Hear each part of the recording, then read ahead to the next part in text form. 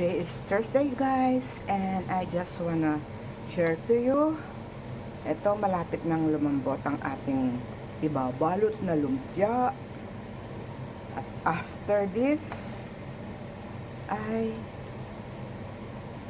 lalamigin natin, ibabalot, at ang tawag dito ay lumpiang Shanghai na pirito. Yan, sinamhan ko siya ng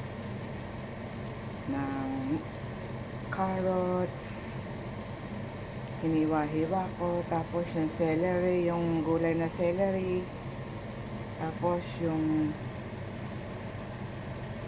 ano pa ba, nilagyan ko ng konting patatas, hiniwa-hiwa ko, tapos nilagyan ko siya ng dahon ng celery at konting togi at ang tofu. Ayan. Babalot na natin siya after ko na siyang palamigin for our Saturday menu sa ating gobing session. Thank you, guys. Papakita ko sa inyo ang nabalot na at naipiritong lumpiang gulay na pirito. Bye for now. God bless and have fun. Hinaan na natin ang kalan.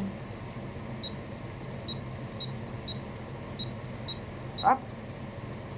See you on Saturday, guys.